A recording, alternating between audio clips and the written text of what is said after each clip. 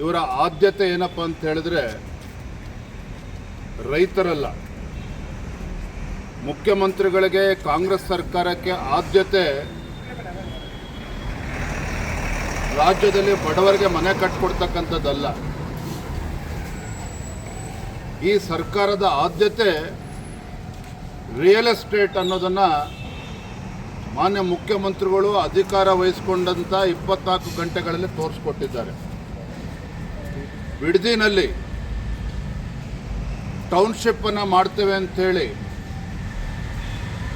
ರೈತರ ಮೇಲೆ ಬಲಾತ್ಕಾರದಿಂದ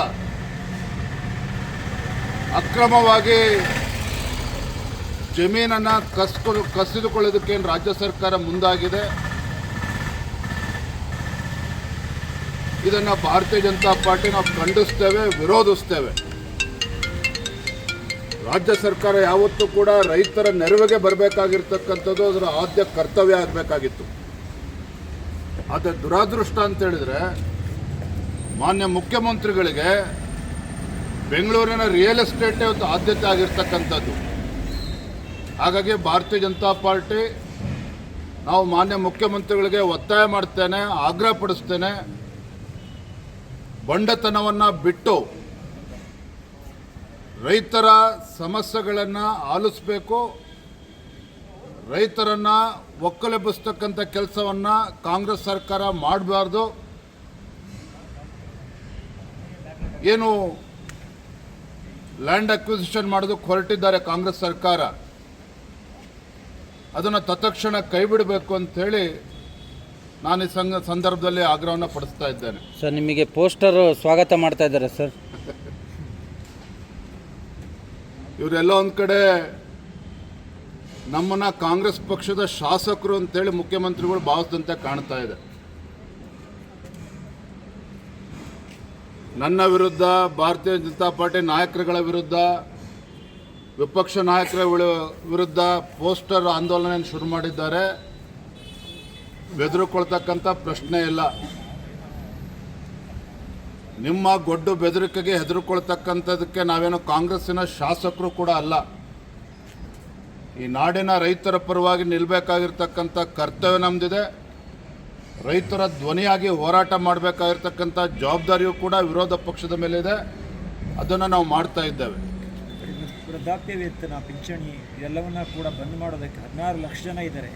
400 ಕೋಟಿ ರೂಪಾಯಿ ಅದರಿಂದ ಹೊರೆ ಆಗ್ತದೆ ಅಂತ ಹೇಳಿ ಕೈ ಬಿಡುವಂಥ ಪ್ರಕ್ರಿಯೆ ಆಗಿದೆ. ನೋಡಿ, ಅದಕ್ಕಿಂತ ಮುಂಚಿತವಾಗಿ ಮೊನ್ನೆ ದಿನ ಗ್ಯಾರಂಟಿ ಅನುಷ್ಠಾನದ ಉಪಾಧ್ಯಕ್ಷರಾಗಿರತಕ್ಕಂಥ ನಮ್ಮ ಕಾಂಗ್ರೆಸ್ MLC ಅವರ ಹೇಳಿಕೆಯನ್ನು ನಾನು ಗಮನಿಸ್ತಾ ಇದ್ದೆ. 1.5 ಲಕ್ಷಕ್ಕೂ ಹೆಚ್ಚು ಮಹಿಳೆಯರು ಇನ್ಕಮ್ ಟ್ಯಾಕ್ಸ್ ಪೇಯರ್ ಇದ್ದಾರೆ. ಅವ್ರಿಗೆ ಯಾಕೆ ಗೃಹಲಕ್ಷ್ಮಿಯನ್ನು ಕೊಡಬೇಕು?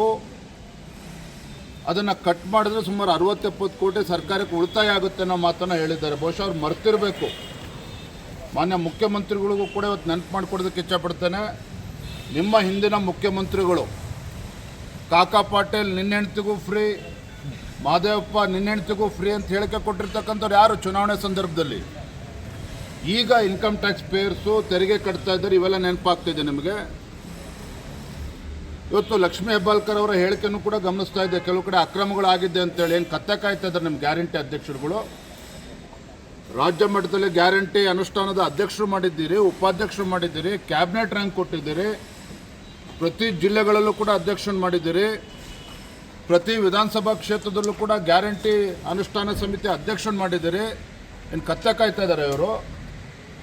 ಸರ್ಕಾರಕ್ಕೆ ಹೊರೆ ಆಗ್ತದೆ ಅಂತೇಳಿ ಇವರು ಕೂತ್ಕೊಂಡು ಏನು ಮಾಡ್ತಾಯಿದ್ರು?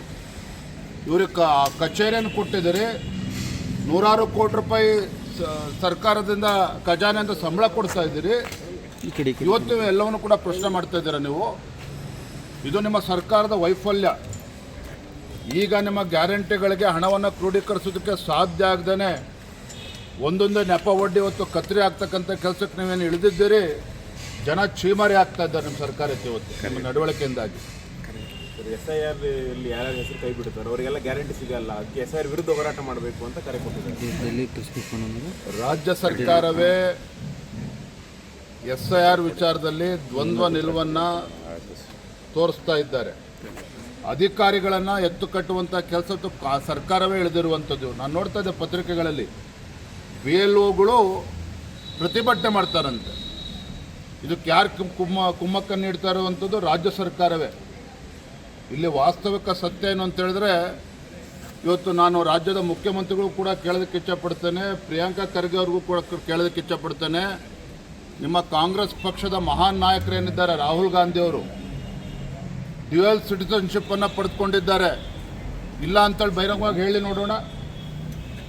ರಾಹುಲ್ ಗಾಂಧಿ ಅವರು ಇನ್ನೊಂದು ದೇಶದ ಒಂದು ಸಿಟಿಸನ್ಶಿಪ್ಪನ್ನು ಇಟ್ಕೊಂಡು ಇವತ್ತು ಅಕ್ರಮವಾಗಿ ಇವತ್ತು ಸುಳ್ಳು ಮಾಹಿತಿಯನ್ನು ಕೊಟ್ಟಿರ್ತಕ್ಕಂಥದ್ದು. ಇದ್ರ ಬಗ್ಗೆ ಸತ್ಯವನ್ನು ಬೆಳಕು ಚೆಲ್ತುವಂಥ ಕೆಲಸ ಇವತ್ತು ಕಾಂಗ್ರೆಸ್ ಪಕ್ಷದವ್ರು ಮಾಡಬೇಕಾಗ್ತದೆ. ಏನಕ್ಕೆ ಇವತ್ತು SIR ಆಗ್ತಾ ಇರುವಂಥದ್ದು? ಚುನಾವಣಾ ಆಯೋಗ ತೆಗೆದುಕೊಂಡಿರ್ತಕ್ಕಂಥ ನಿರ್ಧಾರ ಏನು ಅಕ್ರಮ ವಲಸಿಗರಿರ್ಬೋದು, ಇವತ್ತು ಅಕ್ರಮಗಳು ಇವತ್ತು ಮತದಾರ ಪಟ್ಟಿನಲ್ಲಿ ಏನಿದ್ದಾವೆ, ಡಬಲ್ ಎಂಟ್ರಿ ಇರ್ಬೋದು, ಸತ್ತಿರ್ತಕ್ಕಂಥವ್ರು ಇನ್ನೂ ಕೂಡ ಬದುಕಿದ್ದಾರೆ ಚುನಾವಣಾ ಮತದಾರ ಪಟ್ಟಿನಲ್ಲಿ. ಇವೆಲ್ಲವನ್ನೂ ಕೂಡ ಸರಿಪಡಿಸ್ತಕ್ಕಂಥ ಕೆಲಸವನ್ನು ಚುನಾವಣಾ ಆಯೋಗ ಮಾಡೋದು ಹೊರಟಿದ್ರೆ, ಇವತ್ತೊಂದು ಸಾಂವಿಧಾನಿಕ ಸಂಸ್ಥೆ ವಿರುದ್ಧ ಅಧಿಕಾರಿಗಳನ್ನು ಕೂಡ ಎತ್ಕಟ್ತಾ ಇದ್ದಾರೆ, ಜನರನ್ನು ಕೂಡ ಎತ್ಕಟ್ಟುವಂಥ ಕೆಲಸ ಇವತ್ತು ಕಾಂಗ್ರೆಸ್ ಸರ್ಕಾರ ಮಾಡೋದಕ್ಕೆ ಹೊರಟಿದ್ದಾರೆ. ಇದು ಅಕ್ಷಮ್ಯ ಅಪರಾಧ. ಆಗಲೇ ಹೇಳಿದೆ 16 ಲಕ್ಷ ಜನರಲ್ಲಿ ಕೇವಲ ವೃದ್ಧಾಪ್ಯ ವೇತನ ಮಾತ್ರ ಅಲ್ಲ, ವಿದ್ಯಾ ಸುರಕ್ಷೆ ಇರ್ಬೋದು, ಅಂಗವಿಕಲರಿಗೆ ಹೋಗ್ತಾ ಇರೋದಿರ್ಬೋದು, ವಿಧವೆಯರಿಗೆ ಹೋಗ್ತಾ ಇರುವಂಥ ಒಟ್ಟು 16 ಲಕ್ಷ ಅಂತ ಕೈ ಬಿಟ್ಟಿದ್ದಾರೆ. ರಾಜ್ಯ ಸರ್ಕಾರ ಕೆಲವು ಸುಧಾರಣೆಗಳು ತರಬೇಕು ಅಂತ ಹೇಳಿದ್ರೆ ತರಲಿ, ಅದ್ರ ಬಗ್ಗೆ ಪ್ರಶ್ನೆ ಇಲ್ಲ. ಆದರೆ ಇವೆಲ್ಲ ಪ್ರಶ್ನೆ ಯಾಕೆ ಎದ್ದಿದೆ? ಮೊದಲು ರಾಜ್ಯ ಸರ್ಕಾರ ವಾಸ್ತವಿಕ ಸತ್ಯವನ್ನು ರಾಜ್ಯದ ಜನರ ಮುಂದೆ ಬಿಚ್ಚಿಡಬೇಕು. ನಾವು ಪದೇ ಪದೇ ಹೇಳ್ತಾ ಇದ್ದೇವೆ, ಬಿಕಾಸ್ ಆಫ್ ದರ್ ಗ್ಯಾರಂಟಿಗಳಿಂದ ಹಣವನ್ನು ಹೊಂದಿಸೋದಕ್ಕೆ ಸಾಧ್ಯ ಆಗ್ತಾ ಇಲ್ಲ. ಅದಕ್ಕೆ ಕತ್ತರಿ ಹಾಕ್ತಕ್ಕಂಥ ಕೆಲಸವನ್ನು ಮಾಡ್ತಾ ಇದ್ದಾರೆ ಸುಧಾರಣೆ ಹೆಸರಿನಲ್ಲಿ. ನಾನು ರಾಜ್ಯದ ಮುಖ್ಯಮಂತ್ರಿ ಕೇಳೋದಕ್ಕೆ ಇಷ್ಟಪಡ್ತೇನೆ, ಕಳೆದ 3 ವರ್ಷದಲ್ಲಂತೂ ನಿಮ್ಮ ಯೋಗ್ಯತೆಗೆ, ನಿಮ್ಮ ಕಾಂಗ್ರೆಸ್ ಸರ್ಕಾರದ ಯೋಗ್ಯತೆಗೆ ಬಡವರಿಗೆ ಮನೆ ಕೊಟ್ಟೋದಕ್ಕಾಗಲಿಲ್ಲ, ಸೂರ್ಯ ಇಲ್ಲದವ್ರಿಗೆ ಮನೆ ಕೊಡೋದಕ್ಕೆ ಸಾಧ್ಯ ಆಗಲಿಲ್ಲ, ರೈತರ ಸಂಕಷ್ಟಕ್ಕೆ ಸ್ಪಂದನೆ ಮಾಡೋದಕ್ಕೆ ಸಾಧ್ಯ ಆಗಲಿಲ್ಲ. ಒಂದು ಗಂಗಾ ಕಲ್ಯಾಣ ಯೋಜನೆ ಹಿಂದೆ BJP ಸರ್ಕಾರ